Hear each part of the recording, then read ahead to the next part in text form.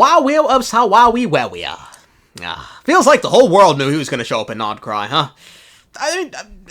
I'll count myself among one of those people. I just personally didn't think he'd show up this quickly, though. I'm not gonna lie, though. I want to like his design. I really do, but it reminds me too much of Angels of Death. I remember watching this show as a teenager years ago, and even then, back then, for me, the bandaged up guy was he was too horrifically edgy to the point it bordered on parody. It's kind of like this. Somebody's ballsy. Don't you see the freaking scythe in my hand? Ever since then, all bandaged up people to me, I view the same. Sadly, I'm racist towards them. Yeah, that's exactly. Cringe lords, befitting of a sinner, however. So let's continue. Rerir of Solnari Rerir has deigned to grace us with his presence, but who is he really?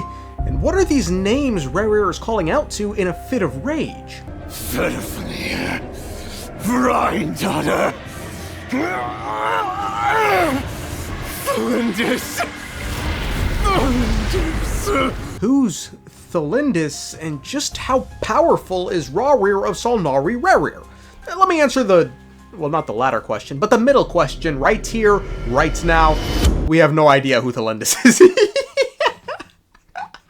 Not a fucking clue. The name Thalindis quite literally does not appear anywhere in anywhere, but maybe some context clues can help us, try and figure out who that is when we get to that part of the video. Rerir of Solnari Rerir is one of the 5 sinners of Khaenri'ah, which just means he sort of acquired a bunch of abyssal power, and then after just hightailed it out of Khaenri'ah when the Cataclysm came. The 5 sinners of Khaenri'ah, the wise Roptatyr, the visionary Vedrfolnir, Gold, Rhindaughter, the foul Sertologi, and Rächer of Solnari, Rerir. Yet, deep within, the 5 of them craved something more. They could not resist the call of the Abyss, and divided among themselves a power that could destroy the world. And when the Cataclysm occurred, not one of them stood up in defense of their nation. Not one came forward to prevent the tragedy. Now, where did he get his abyssal power from? The same place the other sinners got their abyssal power. They took it from the sibling's body. Yes, we knew that the great abyssal power within her had been divided up. With this power, these sinners became the second most dangerous group in Teyvat, having possession of world-shattering power. So they became sinners, but also transcendent beings, each in possession of world-shattering power. This, by the way, explains why the Traveler was so confused as to why Rerir seemed so weak. Does that mean that our enemy is Rerir, one of the 5? If that was the case, surely he'd be stronger than this, though. He should be much stronger given he's a sinner. Now, Columbina adds some more information about Rerir of Solnari Rerir, specifically telling us he's long been obsessed with the moons. He hailed from Khaenri'ah, gaining abyssal power during the Cataclysm, and he had a consuming fixation on the moons. Now, important to note about Rerir is his title, Blasphemy Against Death. The reason this is relevant is because each of the sinners have a one-to-one connection in sharing a domain with someone in Celestia. Rerir's domain is Death, which of course matches Renova, the Shade of Death. Rhindaughter's domain is Life, and she's now one with Nabirius, the Shade of Life. Vedrfolnir's is Time, matching with Istaroth, the Shade of Time. Sertologi's domain is Void, matching with Asmodee, the Shade of Void. And bafflingly, Raptatyr's is Reason, matching with the Primordial, a progenitor god hailing from beyond the stars. What's further interesting about the sinners is the fates that befell them following the Cataclysm. Rhindaughter, for instance, was going mad until she consumed Nabirius, thus becoming a Shade. Sertologi straight bounced out this world like a pussy bitch. Vedrfolnir became a shiny crystal and now leads the Abyss Order with the sibling. Raptatyr is just fucking Blue's Clues. We don't know where he is, man. We don't know shit about that guy.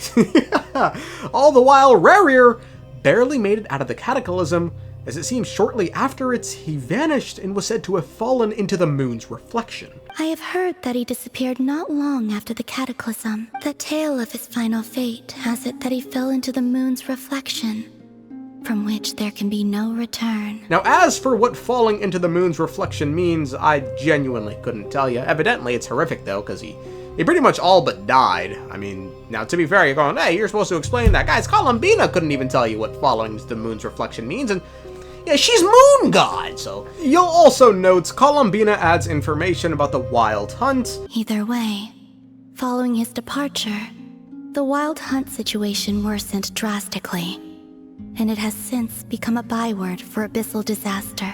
The present phenomenon may have inherited the same title, but it far surpasses its past incarnation in both scale and lethality. Now, we actually know the reason it became more ferocious, and it has to do with the death Rächer faced at some point after the Cataclysm, so we'll, talk about that when we get there. But how exactly did Rerir of Solnari Rerir die? I fucked that up, it is what it is, but I've said his name too many goddamn times. How does one kill a fully powered sinner who may have even been cursed to immortality by Renova? As remember, he died after the Cataclysm, so Renova's curse should be in effect. Now, yes, sinners can remove the curse like Sertologi did to himself, but, let's just say he hasn't. Well, according to Rerir himself, the circumstances of his death were such. My body was once torn into countless pieces and hurled into the swirling chaos of time itself. But even so, my life and will were not extinguished. So his body was torn to shreds and then thrown into the chaos of time. Two domains are present here: biology and time. Remind me again the names Rerir called out to when he was going mad. Verifnir, Rhindaughter,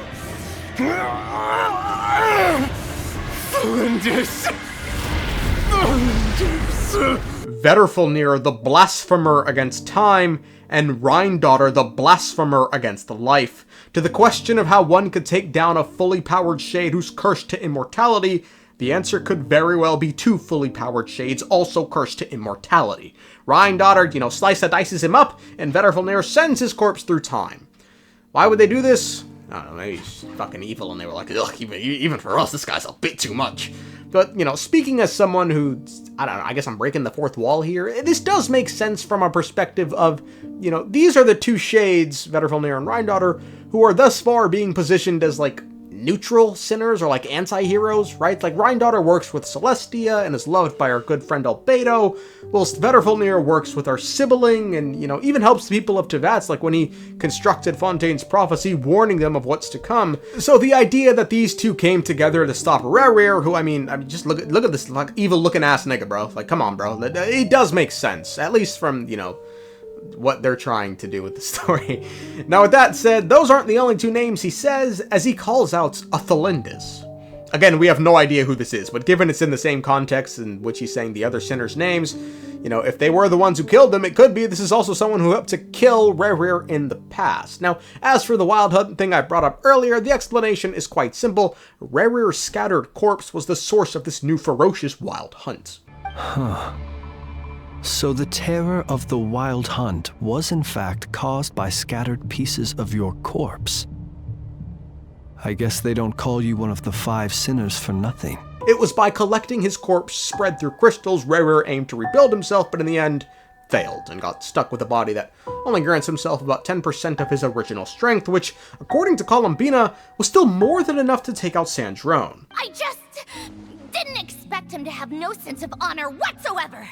Polonia would have been fine in a head-on clash, but battles just get chaotic. Oh, so you actually thought you could win? As for Rerir by the end of the quest, he's since sort of just gone into the wind. I mean, he's got a body. He also has a goal that isn't known to anyone but him.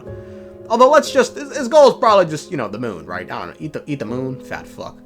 I mean, he was after the Moon Marrow a lot. That thing's literally just Arya's power, right? So he still has a crush on the moons. I mean, his name literally translates to Moon Hunter. Since the end of the quest, however, Varka has paid a visit to Rerir, which I guess we'll find out what was discussed in the next patch. With that said, though, surely dainsleif pops up. I mean, I know, now it's not the time for a Dane quest, but, given how horny this nigga is to exact retribution against the sinners, and this is the first, sinner to show themselves in a while, And he isn't at full strength, 10% power. Surely this dude's gotta be showing up and not cry, right? So, let's say he does. Can he beat him? Probably, just because Rerir's at 10% strength, but important to note, should Rerir reclaim his original strength, Columbina straight told us a fully powered Rerir solos all of Not Cry. If Fatui intelligence is to be believed, Rerir would prevail even if all of Not Cry were to stand against him. So, make of that what you will. Unless the game feels like involving a higher power, Rerir, buddy, you're capped at 10% strength.